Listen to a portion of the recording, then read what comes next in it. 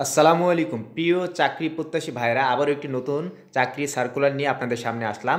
তো এখানে জয়পুরহাটে সিভিল সার্জনের কার্যালয়ে 54জনকে নিয়োগ দেওয়া হবে। 54টি পদে নিয়োগ দেওয়া হবে, ঠিক আছে।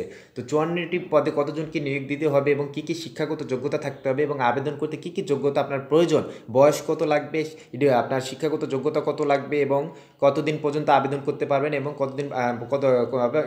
আপনি কতদিন পরে আবেদন করতে পারবেন না, সম্পূর্ণ আমরা পুঙ্খানুপুঙ্খ আলোচনা করব, ঠিক আছে।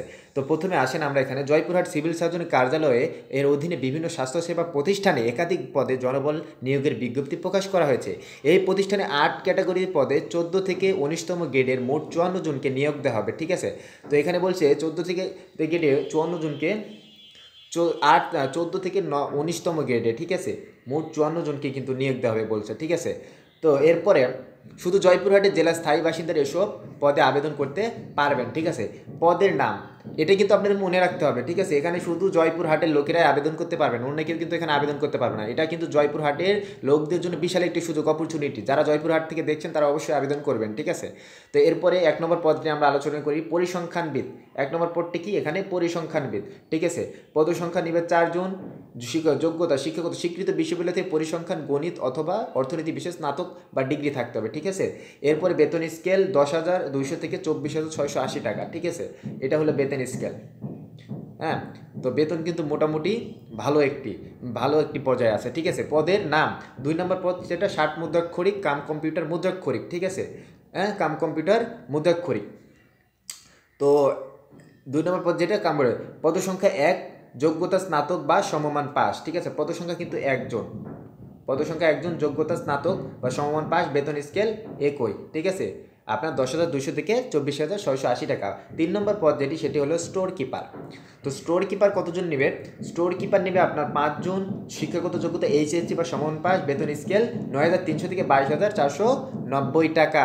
হ্যাঁ, এরপরে 4 নম্বর যে পদটি রয়েছে, পদটির নাম হলো কোল্ড চেইন টেকনিশিয়ান, ঠিক আছে। পদসংখ্যা 1 জন, শিক্ষাগত যোগ্যতা রেফ্রিজারেশন বা এয়ার কন্ডিশনিং ট্রেডে এইচএসসি ভোকেশনাল পাস, ঠিক আছে। বেতন স্কেল 9,700 থেকে 23,490 টাকা। পদের নাম অফিস সহকারী। হ্যাঁ, 5 নম্বর যে পদটি রয়েছে, 5 নম্বর পদটির নাম হলো অফিস সহকারী কাম কম্পিউটার মুদ্রাক্ষরিক। পদসংখ্যা 2 জন, শিক্ষাগত যোগ্যতা এইচএসসি বা সমমান পাস থাকতে হবে এবং ওয়ার্ড প্রসেসিং মাইক্রোসফটে আপনার দক্ষতা থাকতে হবে, ঠিক আছে। এবং টাইপিংয়ে প্রতি মিনিটে বাংলায় 20 শব্দ, ইংরেজিতে 20 শব্দের গতি থাকতে হবে। বেতন স্কেল কত? 9,300 থেকে 22,490 টাকা। 6 নম্বর পদটি যেটা, 6 নম্বর পদের নাম স্বাস্থ্য সহকারী, পদসংখ্যা 38, ঠিক আছে। যোগ্যতা এইচএসসি পাস বা সমমান থাকতে হবে। পদের বেতন 9,300 থেকে 22,490 টাকা। 6 নম্বর যে পদটি রয়েছে, পদটির নাম হলো আপনার ড্রাইভার নেবে 1 জন, যোগ্যতা থাকবে জুনিয়র স্কুল সার্টিফিকেট বা সমমানের পরীক্ষা পাস হতে। বেতন 9,300 থেকে 22,490 টাকা, ঠিক আছে। তো 7 নম্বর যে পদটি রয়েছে, 7 নম্বর পদের নাম হলো ল্যাব অ্যাটেন্ডেন্ট, ঠিক আছে। পদসংখ্যা 2, যোগ্যতা এইচএসসি বা সমমান পাস, বেতন স্কেল 8,500 থেকে 20,570 টাকা, ঠিক আছে।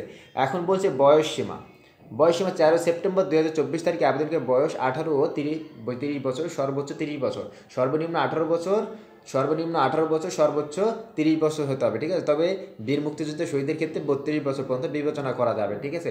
আবেদন যেভাবে করবেন, আবেদনের প্রসেস, আপনার আগ্রহী প্রার্থীরা এই ওয়েবসাইটে ফর্ম পূরণের মাধ্যমে আবেদন করতে পারবেন।